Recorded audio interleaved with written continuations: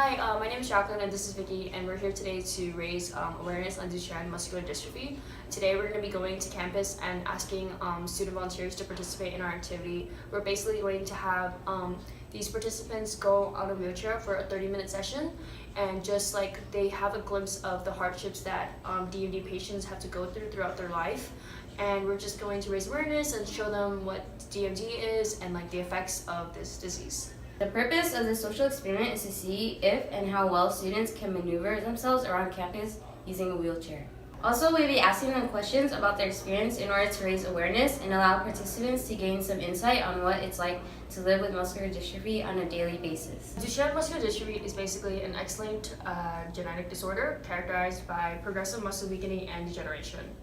Defects in the dystrophin gene are going to result in the absence of the dystrophin protein, and so without the protein, muscle integrity is impaired. The disease is often diagnosed in boys as early as the age of 4. Muscle loss throughout the body results in significantly lower strength, with many affected boys losing the ability to walk by the age of 12. Therefore, they must rely on wheelchairs for mobility on a daily basis. And an acre before us, but I don't know where to begin. But I don't know where to begin again. Me and Vicky here are actually doing a little activity for students around campus to just explain to them what Duchenne muscular dystrophy is and just expose like the students around the campus to see the accommodations that UCLA has to provide for handicapped students. What you do is ride in our wheelchair. We'll be giving you a location to go to, and you basically have 30 minutes to get to that location. You can continue on with your daily life, but you will ask you to be in the wheelchair the entire time. And then as long as you're at the location by the end of the 30-minute period, then you should be fine. Does that sound like something you're interested in doing? Sure. That sounds fun. Okay. Sure. Okay. This will end. Chimney swift that finds me, be my keeper. Silhouette of the cedar. What is that song? Melissa and Tori attempted to walk towards Bolter, but they saw the stairs, so they had to find an alternate route with the ramp. I see the sick. The first obstacle she encounters is getting to the building entrance. Fortunately, Devin sees that there is a ramp to the side. My room. Well, I got nothing to prove. Well, I got nothing to prove. Here you can see the sign for wheelchair accessibility. Juan attempted to open the door herself. However, DMD patients aren't able to utilize their muscles, including their arms. They tried to enter the building again. Luckily, there's someone to open the door for them. They got in, but oh no, there's no ramp at this entrance. They must find another way to get in. Oh no, there are stairs. I forgive you, mother. I can hear. Nice, Melissa found an automatic door opener for Tori to get into the building. Also, an elevator right next to the entrance, but it was incredibly slow. And yes, every road leads. There was no automatic door opener, so he had to wait to have people open the door for him. He found an elevator right next to the entrance to take him to his location. Success! Hands, you'll never see us again. You'll never see us again.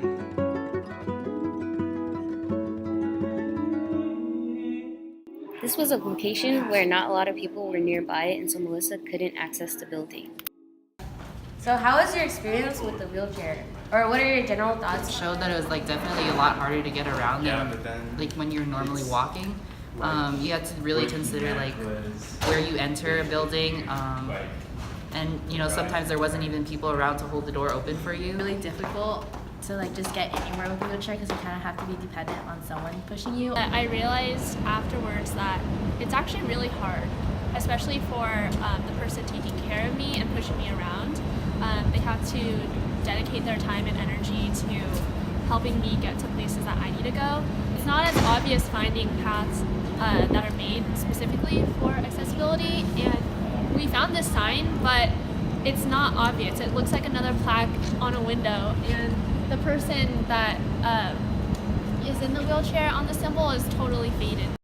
So did you run into any difficulties?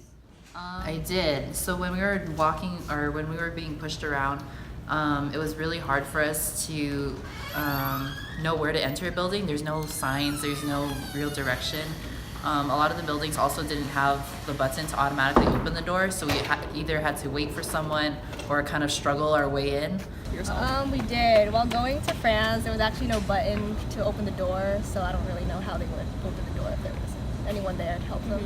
I think especially on a campus like UCLA, there are a lot of stairs, but I don't see a lot of ramps. And if there are ramps, they're in obscure places, such as in the back of the buildings, not where like anyone else usually walks. So it was kind of like a maze trying to find like all these alternate routes that I normally wouldn't walk to. And then it's also kind of sad because I'm not walking with my friends or like with the rest of the student body. Yeah. And then in LA in general, at least around the apartments, there's a bunch of cracks on the ground. So like I can't imagine having to like wheel myself or have someone try to wheel me over all those cracks. It's not easy for someone who's not mobile. So did this like affect your daily routine at all? Can you see yourself doing this like for the rest of your life, basically? I have 2 healthy legs and I can take myself quickly to places. If I had a class at public affairs and I had 10 minutes to get there, I wouldn't know if that's even possible. Yeah. And that's stressful on a student trying to get to class on time, and like you shouldn't have to worry about like if you can get to class on time. You should worry about what you're going to be learning in class. So that's an unforeseen problem that I wouldn't expect. And it's like really hard, especially when there's like no maps or like any signs of where you can go. I think it just kind of shows how you're gonna have to plan ahead more often, because it takes time to go around to find the wheelchair accessible places, and also need the elevators, and it takes time to wait for them too. I think it would definitely be a hard lifestyle to live, just because it'll take you a lot more time just to get anywhere, and you definitely have to plan ahead. And I think in some ways it would be really difficult for me to be doing a lot of this on my own. I would definitely need a caregiver like I have right here. Were there any like positive or like negative experiences with other people and interactions? At first when I got in the wheelchair, it was admittedly a little bit embarrassing because I saw a bunch of people stare at me. And I just don't like the attention really. I guess the negative aspect of it was that you had a lot of people staring at you. I don't know, and you felt like you were excluded or some different in some way. Yeah, when my friend saw me in the wheelchair, he came to help. But I guess what's negative about it is that he won't always be there to help me when I need help. He had to go to class, so it just kind of shows that, you know, you always kind of need someone to help you. It can't always work. Yeah. But I think it does bring out some, or the compassion in some people where they are willing to help and they see that you may be struggling, so they would offer to open your door. Going around, like people like made way for us kind of, and then there were times when we didn't know where the ramps were, so people showed us or like pointed in the general direction, so it like saved us some time. I definitely had some positive interactions where when people would see us, they'd open the door for us. We even had one girl who she didn't see us initially, but after she saw us, she went back and she opened the door for us. Did this experience give you more insight into Duchenne muscular dystrophy and the lives of people affected by it? I think I'm definitely a lot more understanding of what muscular dystrophy is and how it affects people's lives that have it. I definitely would think about, you know, either providing care to someone with muscular dystrophy or probably spreading more awareness about the issue, just so other people can understand what it's like, maybe even show people the experience that I had. Yeah, I did, 'cause I never really thought about how they have to look for wheelchair accessible places or have to like plan ahead. So it did show me that they do have to adapt. Yeah, because before this I didn't really know what the disease was until you guys told me, and it's like crazy to think that like boys, like young kids, experience this disease, especially like I'm like 21, and then I can't imagine like starting or like sitting on a wheelchair for like half of my childhood. Yeah, a lot actually. I'm taking LS4 right now, so the fact that it's a genetic disease, X-linked recessive, it tied in a lot of things that I learned before, and I think that's super interesting.